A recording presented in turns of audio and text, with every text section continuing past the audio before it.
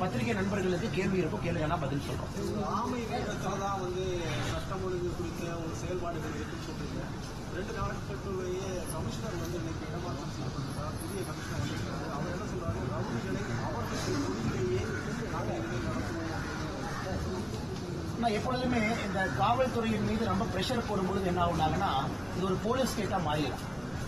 தமிழகம் ஒரு போலீஸ் ஸ்டேட்டா மாறக்கூடாது என்பதில் நாம் தெளிவாக இருக்க வேண்டும். முதல்ல என்கவுண்டருக்கு என்கவுண்டர் பாணி அதெல்லாம் போச்சுங்க. 21ஆம் நூற்றாண்டுல 2024 முக்கியமான ஒரு காலகட்டத்தில் இருக்கும்.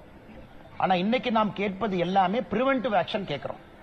காவல்துறைக்கு அவர்களுடைய பாணியினா ஒரு என்கவுண்டர் பண்ணி கொலை பண்றது இதுக்குள்ள நாங்க பேச விரும்பலீங்க. அது தமிழ்நாட்டை ஒரு போலீஸ் ஸ்டேட்டா மாத்திரும். நமக்கு அது வேண்டாம். நாம் கேட்பது ஒரு நிகழ்வு நடப்பதற்கு முன்பு காவல்துறை செய்யக்கூடிய வேலைகள். உதாரணத்துக்கு பாத்தீங்கன்னா கோயம்புத்தூர்ல அந்த ISIS அந்த சூசைட் தாக்குதல் அந்த பர்டிகுலர் பர்சன் மேல வாட்ச் போட சொல்லி போட்டிருந்தாங்க. ஆனா அவன் மேல வாட்ச் பண்ணல. இது போன்ற பேசிக் மிஸ்டேக்ஸ் தமிழ்நாட்டில் நிறைய நடக்க ஆரம்பிக்குது. அதே போல ரவுடிகள் மீது கண்காணிப்பு, ஜெயில யார் இருக்காங்க, வெளி யார் வர்றாங்க. இன்னைக்கு தமிழ்நாட்டில் நிறைய கொலைகள் பாத்தீங்கன்னா சரண்டர் பண்றாங்க. நம்முடைய கட்சியில லாயர் நிறைய இருக்காங்கன்னா, டாப் கிரிமினல் லாயர்ஸ் இருக்காங்க. அவங்கள்ட்ட பேசும்பொழுது ஒரு விஷயம் தெல்ல தெளிவா என்ன கிடைக்குதுன்னா, தமிழ்நாட்டில் ஒரு மர்டர் நடந்த உடனே அந்த ஏசியோ டிசியோ அந்த டாப் கிரிமினல் லாயருக்கு போன் போடுறாரு, அண்ணே கொஞ்சம் ஆளுகளை சரண்டர் பண்ண சொல்லுங்க. உடனே இந்த லாயர்ஸ் நெகோசியேட் பண்றாங்க, அண்ணே சரண்டர் பண்ண வைக்கிறான், நீங்க ட்ரீட்மெண்ட் கொடுக்க மாட்டேன்னு சொல்லுங்க, என்கவுண்டர் பண்ண மாட்டேன்னு சொல்லுங்க, கொலை பண்ண மாட்டேன், அடிக்க மாட்டேன்னு சொல்லுங்க. அதன் பிறகு ஒரு நாள் கழித்து குற்றவாளி சரண்டர் ஆகிறது. தமிழ்நாட்டில் நடக்கக்கூடிய நிகழ்வை நான் உங்களுக்கு சொல்றேன். இதான் உண்மை. முதல்ல இது ஒளியணுங்கண்ணா. ஒரு காவல்துறை ஒரு பெரிய கிரிமினல் லாயரை தொடர்பு கொண்டு அண்ணே கொலை பண்ணவங்களை நீங்க சரண்டர் பண்ண சொல்லுங்க அப்படிங்கிற வார்த்தை வந்துட்டாவே இது போன்ற நிகழ்வுகள் அதிகமாகும். ஏன் போலீஸ் தன்னுடைய முன்னெச்சரிக்கை கடமையை சரியாக நடத்தாதனால கிரைம் நடந்த பிறகு ஒரு மீடியா நீங்க போடுற பிரஷர், பப்ளிக் போடுற பிரஷருக்கு உடனடியாக குற்றவாளியை கண்டுபிடிக்கணும், அந்த ஷார்ட்கட் எடுக்கிறாங்க. இந்த ஷார்ட்கட் என்ன ஆகுதுங்கன்னா, ஒரு சரண்டர் ஆனா உங்களுக்கு தெரியும், இன்னைக்கு சரண்டர் ஆயிருக்கிறாங்க. ஒரு காவல்துறை முன்னால் சொல்லக்கூடிய எந்த விஷயம் inadmissible before a court of law. அது இந்தியாவில் இருக்கக்கூடிய ஒரு விசித்திரமான ஒரு சட்டம். இன்னைக்கு சரண்டர் ஆனவங்க கோர்ட்டுக்கு இன்னும் 1 மாசம் கழிச்சு ட்ரையலுக்கு போகும்போது நான் சரண்டர் ஆனேன் அப்படிங்கறதே கோர்ட்ல ஏத்துக்க மாட்டாங்க. நான் காவல்துறையிட்ட நான் தான் கொலை பண்ணேன்னு சொன்னேன்னு போலீஸ் சொன்னா அது கோர்ட்ல இன்அட்மிசிபிள் எவிடன்ஸ். இது என்ன ஆகுதுன்னா வேகமா ட்ரையல்ல வெளியே வந்துடுறாங்க. இந்த சரண்டர் ப்ராசஸ்ல யாரும் கூட ஜெயில இருக்கிறது இல்ல. வெளியே வந்ததுக்கு அப்புறம் மறுபடியும் இதே வேலையை செய்யறாங்க. அதனால முதலமைச்சர்கிட்ட நாங்க வைக்கக்கூடிய வேண்டுகோள், காவல்துறையினுடைய அடிப்படை பணிகளை செந்தன் பண்ணுங்க. ஒரு பப்ளிக் பிரஷர் வந்துருச்சு, மீடியா பிரஷர் போடுறாங்க, ஒரு கமிஷனரை மாத்தினேன், இன்னொருத்தர கமிஷனரா போட்டோம், இந்த கமிஷனர் அக்ரெசிவா பேசியிருக்காரு, அது தேவையில்லாத வேலை என்பது எங்களுடைய வேலை. எல்லா ஆளுக்கும் நல்லதான் IPS படிச்சுட்டு வந்திருக்கிறாங்க. இன்னைக்கு அடிப்படை வேலை போலீஸ் ஸ்டேஷன்ல சப் இன்ஸ்பெக்டர், ஏசிபி, டிசிபி அந்த லெவல்ல அடிப்படை வேலைகள், ரொம்ப கடுமையான வேலைகள், ப்ராப்பர் செக்கிங், மானிட்டரிங், 107 CRPC, குண்டாக்ட் சட்டத்தை ஒழுக்கமா போடுறது, கண்காணிக்கிறது, அவங்களுடைய பினான்ஸ் சொத்துக்களை பறிமுதல் செய்வது கோர்ட்டு மூலமாக, ரவுடிகள் சொத்து, இது எதுவும் செய்யாம ஒரு புல்லட் மூலமா ஒரு ரவுடியை கண்ட்ரோல் பண்ணலாம் நினைச்சா இன்னும் 2 ரவுடி உருவாகும். இதைத்தான் நான் சொன்ன அந்த ஆமை வேகம் சொன்னாங்கன்னா, பேசிக் ஒர்க் எதுவுமே நடக்காம குற்றம் நடந்த பிறகு காவல்துறை மேல பிரஷர் போட்டு வேலை செய்யற மாதிரி தான் இருக்குங்கண்ணா. இதான் உண்மை. இதை முதலமைச்சர் தனி கவனம் கொடுத்து வேலை செய்ய வேண்டும் என்பது எங்களுடைய வேண்டுகோள். ஆனா இப்படி வர்றேன், இப்படி வர முடிச்சுட்டு அடுத்து உங்கள்கிட்ட வரேன்.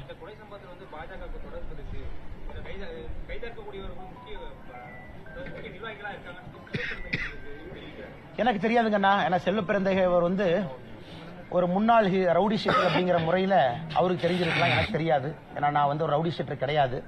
அதனால செல்வ பெருந்தகை அவர் யாராவது சொல்லிட்டு செஞ்சாங்களா, இல்ல செல்வ பெருந்தகை தமிழ்நாட்டில் எல்லா ரவுடியும் மானிட்டர் பண்றாரா, இல்ல ஒரு செல்வ பெருந்தகை அடிஷனலா தமிழ்நாட்டுடைய DGP பொறுப்பேற்றிருக்காரான்னு எனக்கு தெரியாது. எங்கிட்ட யாரும் சொல்லவில்லை. அப்படிப்பட்டவங்களுக்கு பாரதிய ஜனதா கட்சியில இடமும் இல்லை. அதனால செல்வ பெருந்தகை இருந்தாங்கன்னா அவங்ககிட்ட நீங்க தான் கேட்கணும். ஏன்னா ஒரு முன்னாள் ரவுடி ஷீட்டர் அப்படிங்கிற முறையில அவருக்கு ஒரு நெட்வொர்க் இருக்கா அப்படிங்கறத காவல்துறை தான் செக் பண்ணுங்கண்ணா.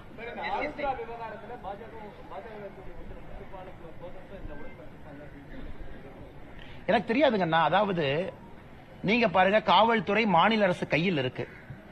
ஹோம் மினிஸ்டர் சீஃப் மினிஸ்டர் தமிழ்நாட்டை பொறுத்த வரைக்கும் யாராக இருந்தாலும் நடவடிக்கை எடுக்க வேண்டிய பொறுப்பு தமிழக காவல்துறைக்கு இருக்கு.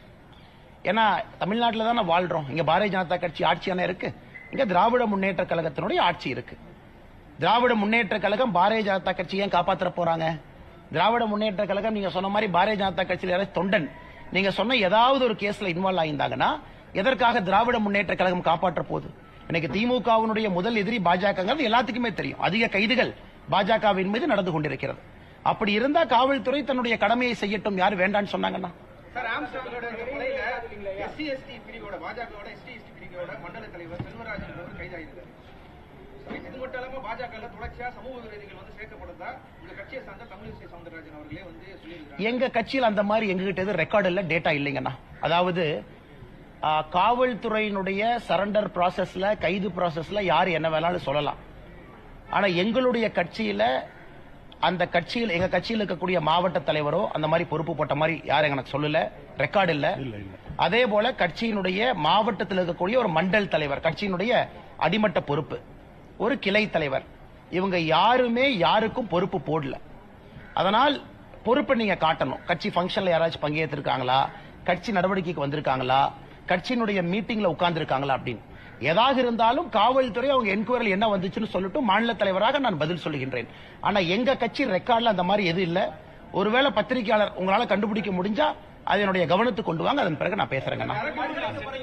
ஆனா anyway you talking in English. அதை முடிச்சுட்டு இங்கிலீஷ்ல பேசுவீங்க. இந்த படுகொலைக்கு அப்புறமே இந்த குற்றவாளிகள் சரணடைந்த 3 மாதத்துல குற்றவாளிகள் சரணடைந்த காவல்துறை தரப்பட்டது.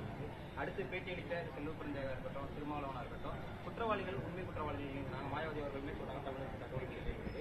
இந்த மாதிரியான கொலை பண்ணிட்டு உண்மை குற்றவாளிகள் தமிழக முக்கிய கட்சி தலைவர்கள் குற்றச்சாட்டு கூட்டத்தில் இருக்க கட்சி தலைவர்கள். ஆனா ஒரு விஷயம் நம்ம புரிஞ்சுக்கணும்னா, இன்னைக்கு வந்து கிரைம் எப்படி தமிழகத்துல இந்தியா முழுவதுமே நடக்குதுன்னா, வெற்றவங்க வேற, வெட்ட சொன்னவங்க வேற, வெட்ட சொல்லி பணம் கொடுத்தவங்க வேற, அதுக்கு ஐடியா கொடுத்தவங்க வேற. இதெல்லாம் நீட் டு நோ பேசிஸ் அப்படிங்கிறாங்க அந்த கூலிப்படையை பொறுத்த வரைக்கும். வெற்றவங்களுக்கு ஏன் வெற்றவங்கனே தெரியாது. வெற்றவனை நீ போய் வெட்டுன்னு சொல்றவங்களுக்கு யார் அவனுக்கு சப்போர்ட் பண்ணாங்கன்னு தெரியாது. இதெல்லாம் தனித்தனி லிங்கா பண்றாங்க. ஏன்னா நானும் காவல்துறையில ஒரு 9 ஆண்டுகள் பணியாற்றிய காரணத்தினால சொல்றாங்கன்னா, அதனால் நமக்கு இன்னைக்கு வந்து யாரு வெட்டுனாங்க அது ஒரு பக்கம் தான், யாரு கொலை செய்தார்கள் அது ஒரு பக்கம். அது வந்து அந்த காலத்துல ஒருத்தருக்கு பர்சனல் பகை இருந்துச்சு செஞ்சாங்க, அது வேற. இன்னைக்கு வந்து வெட்டுற நிறைய பேருக்கு ஏன் வெட்டுறோம்னே தெரியாம வந்து வெட்டுவாங்க. ஏன்னா அவங்களுக்கு ஒரு அசைன்மெண்ட். அதனால இந்த கொலையை பொறுத்தவரை 120B கான்ஸ்பிரசி, இதற்கான மூளை யார், யார் இதை பிளான் பண்ணது, இது பொலிட்டிக்கல் மர்டரா நம்பர் 1. ரெண்டாவது, ஏன் இவரை எலிமினேட் பண்றதுக்காக ஒரு முயற்சி. இன்னைக்கு பத்திரிகை நண்பர்கள் நீங்க டிவியில போடுறீங்க 5 முறை 6 முறை செக் பண்ணாங்க, முடியல, 7வது முறை தான் இதை வந்து வெட்டியிருக்காங்க, கொலை பண்ணியிருக்காங்க அப்படின்னு. அப்ப இன்டெலிஜென்ஸ் டிபார்ட்மெண்ட் ஒரு ஆம்ஸ்ட்ராங் போன்ற ஒரு தலைவர் இருக்கிறாங்க அப்படின்னா, எப்பவுமே இந்த நுண்ணறிவு பிரிவு வந்து ஒரு கவனம் வச்சிருக்கும். அதுக்காக தனித்தனியா ஒரு பொலிட்டிக்கல் பார்ட்டிக்குமே தனித்தனியா ஆபீசர்ஸ் இருக்காங்க, கண்காணிக்கிறாங்க. அவங்களுக்கு அது தெரியும். குறிப்பா அந்த ரவுடியை மானிட்டர் பண்ற டிவிஷன் இருக்கு. அப்படி இருக்கும் பொழுது எப்படி அவங்க தப்பு பண்ணாங்க, இதெல்லாமே போனை டேப் பண்றாங்க, பல இடத்தை பாக்குறாங்க, கோர்ட்டை மானிட்டர் பண்றாங்க. அதனால என்னை பொறுத்தவரைன்னா சுருக்கமா சொல்லணும்னா, நான் சொல்வது வெட்டுனது யார், வெட்ட சொன்னாங்க, சப்போர்ட் பண்ணது யார், கான்ஸ்பிரசிக்கு மூளை யார், இதற்கு தலைவர் யார், இந்த எல்லாருக்கும் பதில் வரணும். ஒரு 6 பேர்த்த நான் சரண்டர் ஆயிட்டாங்க, அதோட கேஸ் முடிஞ்சது, இம்பார்ட்டன்ட் இல்லைங்கண்ணா. அது வந்து நத்திங். பின்னாடி இருக்கக்கூடிய அந்த கருவியை இயக்குனது யாருன்னு நீங்க கண்டுபிடிக்கிறது தான் முக்கியம். அது இந்த கேஸ் நடக்கணும். மேபி அதைத்தான் மற்ற தலைவர்கள் சொல்லியிருக்கலாம். அதே நேரத்தில் மூத்த தலைவர் மேடம் மாயாவதி அவர்கள் சொன்னது போல தமிழ்நாட்டில் சட்டம் ஒழுங்கு கெட்டு போயிருக்கு, உண்மை. ரெண்டாவது இன்னொரு வார்த்தையை அவங்க சொன்னாங்க, குறிப்பா இந்த மர்டரை பொறுத்த வரைக்கும் அதுக்கு சிபிஐ என்கொயரி வேணும். என்ன அர்த்தத்தில் சொல்லியிருப்பாங்க மேடம் மாயாவதி அவங்க, ஏன்னா அதனுடைய ரூட் தெரியணுங்கிற அர்த்தத்தில் தான் அவங்களும் சொல்லியிருப்பாங்க. அதனால் முதலமைச்சர் அவர்களே, ஏன்னா காவல்துறையின் மீதும் அம்மங்க மக்கள் சந்தேகப்பட ஆரம்பிக்கிறனால சரண்டர் எப்படி வேகமா நடந்துச்சு, எப்படி இவ்வளவு வேகமா வந்தாங்க அப்படின்னு கேட்கறதுனால முதலமைச்சர் அவர்களே தார்மீக பொறுப்பேற்று இது சிபிஐ கொடுக்கலாமே. இந்த முதலமைச்சர் அவர்களே தார்மீக பொறுப்பெடுத்து, ஏன்னா அவர் வந்து சிபிஐ வரக்கூடாதுன்னு ப்ராசிக்யூஷன் சாங்ஷன் வித்ட்ரா பண்ணியிருந்தாலும் கூட முதலமைச்சர் அவர்கள் மக்களுக்கு ஒரு டிரான்ஸ்பரன்சி, ஒரு ஓபன்னஸ் மெயின்டைன் பண்றதுக்கு முதலமைச்சர் அவர்களே சிபிஐ கொடுக்கலாமே. இதுல ஒண்ணு இல்லையே. சிபிஐ என்கொயரியில வெளியே வரத்தான போது உண்மை. அப்படி நான் சொல்லிங்கன்னா ப்ராசஸ பத்தி நான் சொல்றேங்கண்ணா. ஏன்னா இன்னைக்கு நான் காவல்துறையினுடைய செயல்பாடு எப்படி நான் சொன்னேன், இந்தியா முழுவதும் நான் தமிழ்நாட்டை குற்றச்சாட்டு பண்ணி நான் சொல்லல. இந்தியா முழுவதும் ஒரு லாயரை போன் பண்ணி அண்ணா சரண்டர் பண்ணுங்க, அதான் இன்னைக்கு ஸ்டைலோ தவிர காவல்துறை உட்கார்ந்து அந்த காலத்து மாதிரி இன்வெஸ்டிகேட் பண்ணி ஒரு ஆளை புடிச்சிட்டு வர காலம் எல்லாம் போயிருச்சுனே. இப்பெல்லாம் சரண்டர் தான் காலம். சோ இந்த நேரத்தில் கிரிமினல் கான்ஸ்பிரசி காவல்துறையினால கண்டுபிடிக்க முடியுமா அப்படிங்கிற பொதுப்படையான கேள்வியை நான் வைக்கிறேன். யார் இதை ஆபரேட் பண்ணது? நான் காவல்துறையை குற்றம் சுமத்துல, ஏன்னா காவல்துறையிலே கருப்பாடுகள் இருக்கிறாங்க, எல்லா ஃபீல்ட்லயும் கருப்பாடு. அதுக்காக காவல்துறை மொத்தமா நம்ம கலங்கப்படுத்த முடியாதுங்கண்ணா. நான் சொல்வது காவல்துறை கிட்டத்தட்ட 10 வருஷமாவே அப்படித்தான் இருக்கு. முழுமையா கான்ஸ்பிரசி போறதுக்கு நீங்க சிபிஐ கையில கொடுங்க, தெரிஞ்சுக்குவோம் யாருன்னு. யாருன்னு அதுக்கு தெரியட்டும், அவங்க மேல நடவடிக்கை எடுப்போம். அதனால் பொதுப்படையாக நான் காவல்துறையை குற்றம் சுமத்துவதை விட எங்களை பொறுத்தவரை கான்ஸ்பிரசி யார் என்று தெரிய வேண்டும் என்றால் சிபிஐ கொடுங்க, they will do it. ஏன்னா அவங்களோட ஒரே வேலை தான். அவங்க டிராபிக் மேனேஜ் பண்றாங்களா, கிரைம் போய் பாக்குறாங்களா, லா அண்ட் ஆர்டர் பாக்குறாங்களா, சிஎம்க்கு பந்தோபஸ்து கொடுக்கறாங்களா, அவர்கள் இருக்கக்கூடிய ஒரே ஒரு வேலை குற்றவாளியை கண்டுபிடிச்சு சிபிஐ கையில கொடுங்க, கண்டுபிடிச்சிட்டு போறாங்க. அதனால் முதலமைச்சர் இதுல மூடி மறைக்க வேண்டிய அவசியம் இல்லையல்ல. இந்த கேஸை பொறுத்த வரைக்கும் முதலமைச்சர் பொதுப்படையா சொல்லட்டும். இல்லன்னா பொலிட்டிக்கல் ரீசனோ லாஜிக்கோ என்னென்ன இருக்குதுல, ஓ சிபிஐ வந்தா பாலிடிக்ஸ் அதுன்னு சொல்லுவாங்க, இல்ல என்ன பாலிடிக்ஸ் இருக்குன்னு. அதனால் நேரடியா முதலமைச்சர் ஒரு முடிவெடுத்து நான் சிபிஐ கையில கொடுக்கறேன்னு சொல்லிட்டாங்கன்னா வேலை முடிஞ்சதில்ல. அதைத்தானே மேடம் மாயாவதி அவங்களும் கேட்கறாங்க. சொல்லுங்கண்ணா, அண்ணா சொல்லுங்கண்ணா. சந்தீப் அவர்கள் வந்து ஆருத்ரா வழக்குக்கும் ஆம்ஸ்டாங் வழக்குக்கும் தொடர்பு இருக்கு, அந்த கோணத்திலையும் விசாரணை போறதா சொல்லியிருக்காங்க. ஆருத்ரா வழக்கில் குற்றவாளி அறிவிக்கப்பட்ட ஹரீஷ் அவர்களுக்கு வந்து பாஜக தான் பாதுகாப்பு கொடுத்திருக்கு, பொறுப்பு கொடுத்திருக்கு. அப்ப அந்த வகையில இதுல பதில் சொல்றதுக்கு பாஜக பொறுப்பு நாங்க எப்படி பொறுப்பேற்க முடியுங்கன்னா, நீங்க 3 வருஷமா இன்வெஸ்டிகேட் பண்றீங்க. நான் ஹோம் மினிஸ்டரா? ஹோம் மினிஸ்டர் வந்து டிஎம்கேல இருக்காங்க, சீஃப் மினிஸ்டர் தான் ஹோம் மினிஸ்டர். ஏன் நடவடிக்கை எடுக்கல? அவர் கன்ஃபெஷன் ஸ்டேட்மெண்ட் எங்க? அதெல்லாம் வெளியே விடுங்க. நான் சொல்வது 3 வருஷமா நீங்க தான் இன்வெஸ்டிகேட் பண்றீங்க. பிஜேபி இங்க பவர்ல இருக்கா? இல்ல கருணாகராஜன் அவர் பிஜேபி ஆட்சியில ஹோம் மினிஸ்டரா? டிஎம்கே தானே ஹோம் மினிஸ்டர். அவங்க தானே ஆக்ஷன் எடுக்கணும், அவங்க தானே வெளியே சொல்லணும்.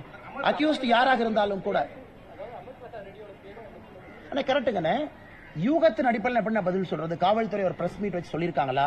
காவல்துறை அப்படி இருந்தா ஏன் நடவடிக்கை எடுக்கலையும் நான் கேட்கிறேன். அமர் பிரசாத் ரெட்டி அவர்களே வந்து ஹரீஷ்க்கு வந்து சர்டிபிகேட் கொடுத்திருக்காரு. டைம்ஸ் ஆஃப் இந்தியால வந்து அவர் நல்லவர் தான், தமிழக அரசு தான் வந்து காழ்ப்புணர்ச்சியில் அவர் மேல வழக்கு போடுறதுன்னு சொல்லி அமர் பிரசாத். கரெக்டுங்கண்ணா. நீங்க சொல்ற மாதிரி பாரதிய ஜனதா கட்சி ஒரு தொண்டர் தலைவர் இதுல இன்வால்வ் ஆயிருக்காங்க, சம்பந்தம் இருக்குன்னா காவல்துறை ஏன் நடவடிக்கை எடுக்கல? அதுக்கு நான் கேட்கறது நியாயமான கேள்வி தானே. காவல்துறையே நடவடிக்கை எடுக்கல. ஒருவேளை நீங்க பொலிட்டிக்கல் மோட்டிவ்ல பண்ணா கூட கோர்ட் வந்து ஒரு நியூட்ரல் ஆர்பிட்டரா இருக்கு. 3 ஆண்டுகள் ஆச்சு, காவல்துறையை நடவடிக்கை எடுக்கல. நான் காவல்துறையாவது நடவடிக்கை எடுக்க வேண்டாம்னு சொல்றோம். அது காவல்துறை பாரதிய ஜனதா கட்சி மீது நடவடிக்கை எடுக்காம இருக்குமா? நீங்களே சொல்லுங்க. ஏன்னா நம்ம ரோட்ல ப்ரொடெஸ்ட் பண்ணாவே அரெஸ்ட் பண்ணி 11 மணி வரைக்கும் வைக்கிறாங்க. ரோட்ல ப்ரொடெஸ்ட் பண்ணாவே அரெஸ்ட் பண்ணி 11 மணி வைக்கிறாங்க. நீ நல்லா புரிஞ்சுக்கங்க. இந்த இன்வெஸ்டிகேஷன் நீங்க சொல்ற எந்த கேஸாக இருந்தாலும் கூட நடத்துவது திராவிட முன்னேற்ற கழகத்தினுடைய அரசு, அவர்கள் சார்ந்திருக்கக்கூடிய காவல்துறை. இதுக்கு நான் எப்படி பதில் சொல்லணும்? இந்த கேள்வியை நியாயமா நீங்க முதலமைச்சர்கிட்டயோ, தமிழ்நாட்டுடைய ஹோம் மினிஸ்டர் முதலமைச்சர் அவர்கிட்ட தான் இந்த கேள்வி நீங்க கேட்கணும்.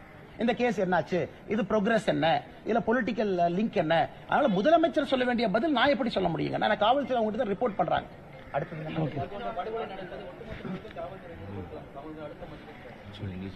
சாரிங்க, நான் மறுபடியும் கேட்கணும். சாரி, இங்கிலீஷ் கேட்டுருக்கோமா? ஆனா இன்னைக்கு அன்பார்ச்சுனேட்டா என்ன ஆயிடுச்சுனாங்கன்னா, நம்ம சும்மா காவல்துறையின் மீது எல்லா விஷயத்தையும் சொல்றதை விட ஒரு பக்கம் நம்ம காவல்துறையினுடைய குறைகளை சுட்டி காட்டுறோம், இன்னொன்னு பக்கம் காவல்துறையின் மீது லோடு ரொம்ப அதிகமா இருக்கு. இட்ஸ் எக்ஸ்ட்ரீம்லி ஹை லோடுங்க. இன்னைக்கு இருக்கக்கூடிய காவல்துறையை வச்சு நீங்க வேலை வாங்க முடியாது.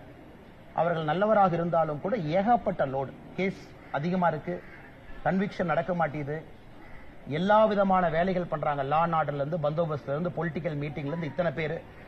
ஒரு முதல்ல மாதிரி ஒரு காவல்துறை அதிகாரி வந்து ஒரு கிரைம் மட்டும் யாரும் கவனிக்கிறது இல்ல. அதையெல்லாம் தாண்டி இன்னைக்கு வந்து சரண்டர் அப்படிங்கிற ஒரு ப்ராசஸ்னால அந்த உண்மை குற்றவாளியை மேப் பண்ணக்கூடிய எபிலிட்டியே காவல்துறைக்கு போச்சு. முதல்ல ஸ்டேஷன்ல ஒரு கான்ஸ்டபிளுக்கு கம்ப்ளீட் ரெக்கார்டு தெரியும், ஹிஸ்டரி தெரியும், அந்த கிரிமினலை பத்தி எல்லா ஜாதகமும் தெரியும். அந்த மாதிரிலாம் ஸ்டேஷன்ல யாருமே இப்ப இல்லைங்கண்ணா. புதுசா வர்றவங்க எல்லாம் அந்த காலத்து 1970, 80 மாதிரி இல்ல, ஏன்னா சிஸ்டம் போயிருச்சு. அதனால இன்னைக்கு காவல்துறையை ரிஃபார்ம் பண்ணுங்கன்னு நாங்க சொல்றோம். You reform the police force, reform. காவல்துறைக்கு தேவையான எய்ட கொடுங்க, நல்ல ஆபீசரை என்கரேஜ் பண்ணுங்க, சரண்டரா அலோ பண்ணாதீங்க, ஸ்பெஷல் கோர்ட்ஸ் கொண்டு வாங்க, தண்டனையை வேகமா வாங்கி கொடுங்க, நல்லவங்களை காவல்துறையை மோட்டிவேட் பண்ணி வச்சிருங்க, எல்லாத்துலயும் பொலிட்டிக்ஸ் கொண்டு வராதீங்க. சும்மா ஒரு டிரான்ஸ்பர் பண்ணிட்டா இன்னொரு அதிகாரி வந்துட்டாங்க அதனால காவல்துறை நாளை காலையில மாறிடுமா? மாறாது. சந்தீப் ராய் ரத்தோர் அவர்கள் இருக்கும் பொழுதும் நைட் வந்து அவரான போலீஸ் பிடிக்கிறாரு.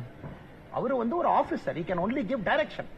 இன்னைக்கு புதுதா வந்திருக்கக்கூடிய அதிகாரி நைட் 1 மணிக்கு ரோந்து வந்து அவரை அக்யூஸ்ட பிடிக்க போறாங்க. சோ காவல்துறையில 99% வேலை நடப்பது கீழ் மட்டத்துல, ஒரு சப் இன்ஸ்பெக்டர், இன்ஸ்பெக்டர். அந்த லெவல்ல நீங்க சரி பண்ணாம வெறும் ஆபீசரை மாத்தி எப்படி பெருசா சிஸ்டம் சேஞ்ச் ஆக போகுதுங்கன்னா?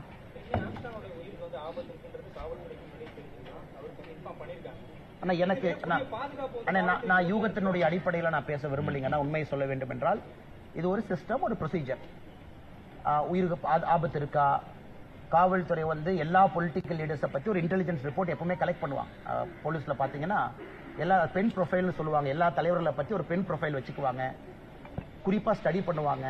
அதுல கண்டிப்பா காவல்துறைக்கு தெரிஞ்சிருக்கும். ஆனால் எனக்கு தெரியல, இதற்கு பதிலளிக்க வேண்டிய முதலமைச்சர் மட்டும்தான். காரணம், இன்னைக்கு தமிழ்நாட்டில் எத்தனை தேசிய கட்சிகள் இருக்கு, எத்தனை மாநில கட்சிகள் இருக்கு, எத்தனை தலைவர்கள் இருக்கிறாங்க, அதுல சென்னையில தொடர்ந்து இதெல்லாம் நடக்குது, ஏன் நடக்குது, இன்டெலிஜென்ஸ் டிபார்ட்மெண்ட் மேல ஏன் ஆக்ஷன் எடுக்கல, அதை பத்தி நான் போக விரும்பலீங்கன்னா இதற்கு நான் பதில் சொன்னா அது சரியா இருக்காதுங்க. ஆமா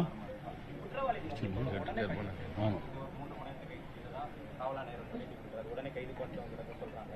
கள்ளக்குறிச்சி விவகாரத்திலையும் குற்றவாளிகள் வந்து அடுத்தடுத்து டக்கு கைது செய்யப்படுறாங்க. அந்த பிளேஸ் எல்லாம் கண்டுபிடிக்கிற காவல்துறை வந்து ஏன் அதை முன்கூட்டியே கண்டுபிடிக்க மாட்டேங்குது கேள்வி. ஆனா நான் வந்து காவல்துறை கைது செய்யற விதத்தை பத்தி நான் பேசிட்டு இருக்கேங்கண்ணா. இந்த காவல்துறை மேல ஏகப்பட்ட பிரஷர். கொலை நடந்த உடனே என்னாச்சுன்னா சரண்டர் அப்படிங்கிறது நார்மல்சி ஆயிடுச்சு. It's become a normal process. முதல்ல சரண்டருங்கிறது எப்போது நடக்கும். இன்னைக்கு தமிழ்நாட்டில் சரண்டருங்கிறது 10ல் 7 கேஸ் நடக்குது, வேகமா நடந்துருது. இந்த சிஸ்டத்து மேலதான் பிரச்சனை. இதை முதல்ல விடுங்க அப்படின்னு நான் சொல்றேன். நான் ஆர்குமெண்ட் 1. ரெண்டாவது, இதுல காவல்துறையினுடைய குறைபாடுகள் இருந்தா நடவடிக்கை எடுங்க, ஆபீசர்ஸ் மேல, இன்டெலிஜென்ஸ் டிபார்ட்மெண்ட் மேல. மூன்றாவது, எல்லா பொறுப்பும் நாம காவல்துறையின் மீது போடுவதும் சரியல்ல. காரணம், காவல்துறைக்கு ஃப்ரீயா வேலை செய்யக்கூடிய அந்த சந்தர்ப்பத்தை உருவாக்க வேண்டியது பொலிட்டிக்கல் அட்மினிஸ்ட்ரேஷன்.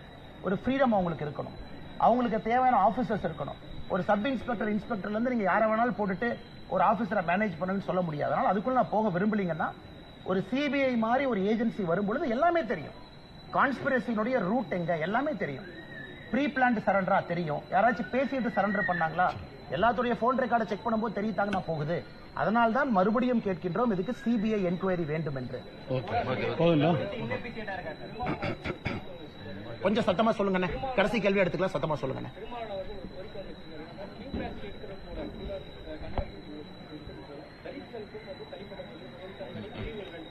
ஆனா இதுல வந்து குறிப்பாக தமிழ்நாட்டில் தலித் சமுதாய மக்களின் மீது வன்கொடுமை அதிகமாக இருக்கு. இது உண்மை. இந்த கருத்தை நான் ஏத்துக்கிறேங்கண்ணா. மர்டர்ஸ் அதிகமாயிருக்கு, இந்த கருத்தை ஏத்துக்கிறோங்கண்ணா. ஏன்னா எங்க கட்சிக்குள்ளேயே நான் இன்டர்னலா பாக்குறேங்கண்ணா. வளர்ந்து வர்ற தலைவர்கள் எல்லோரும் படுகொலை செய்யப்பட்டு, குறிப்பாக தலித் சமுதாயத்தில் எங்க கட்சியிலையும் 2-3 பேர் இறந்திருக்கிறாங்க. அண்ணே, ஒரு விஷயத்தை நம்ம என்னன்னாங்கண்ணே, இது எல்லாமே சிம்பிளா ஒரு நாட்டை போட்டு முடிச்சிருவாங்கண்ணா. இவருக்கு பகை, அந்த பகைக்காக ஒருத்தர் வந்து கொண்டாங்கன்னு ஒரு சிம்பிள் நாட்டை போட்டு முடிச்சுட்டு போயிடுறோம். அதை தாண்டி யாருமே பாக்குறது இல்ல. ஒரு பகையை பயன்படுத்தி பொலிட்டிக்கல் மர்டர் நடந்ததா தெரியாது. அதனால் எங்களுடைய வேண்டுகோள், தனியாக பிரித்து பார்க்க வேண்டாம். காவல்துறை எஃபிஷியன்டா வேலை செய்யணும், அதிகாரிகள் பொறுப்பேற்றுக்கணும், முதலமைச்சர் காவல்துறை இயங்குவதற்கு ஒரு ஃப்ரீடம் கொடுக்கணும். இது 3 நடக்கணும்.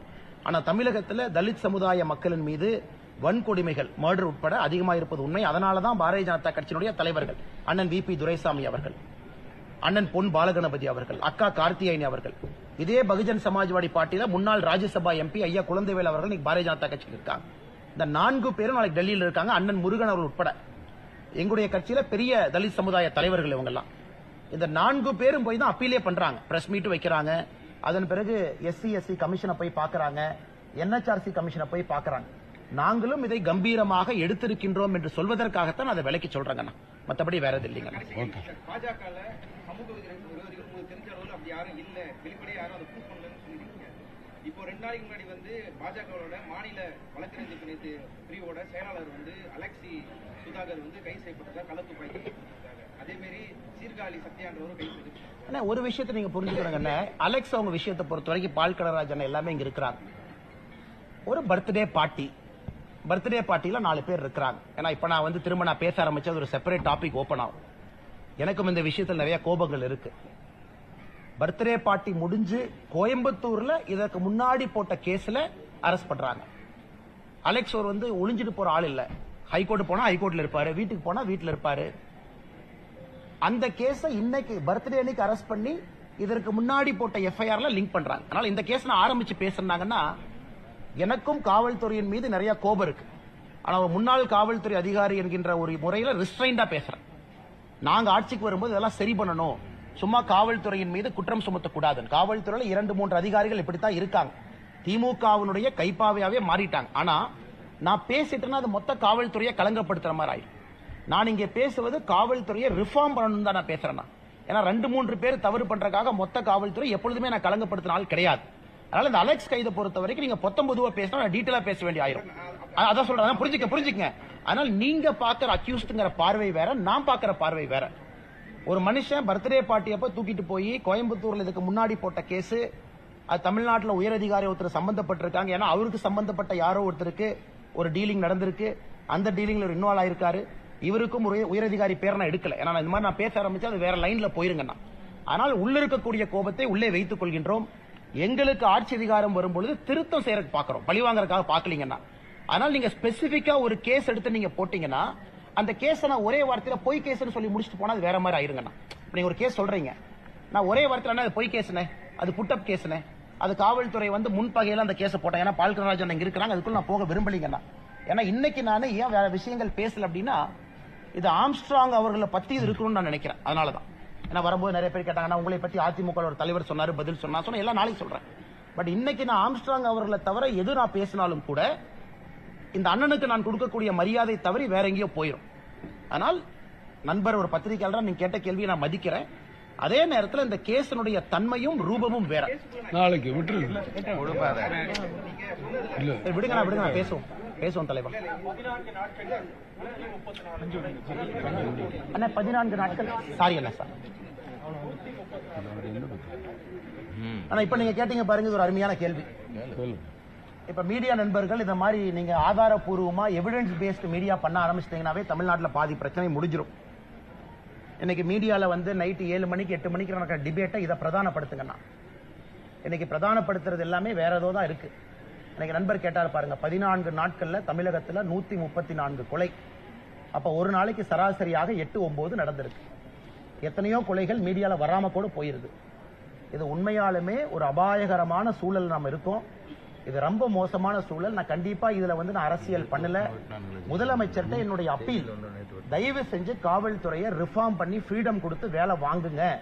இல்லாட்டி கைவிட்டு போயிருச்சுன்னா யாருனாலே காப்பாற்ற முடியாது. செகண்ட், அதுக்காக நான் போலீஸ் ஸ்டேட் பண்ண போறேன், காவல்துறையை கண்டமேனிக்கு சுர போறேன், அது சொல்யூஷன் கிடையாதுங்கண்ணா.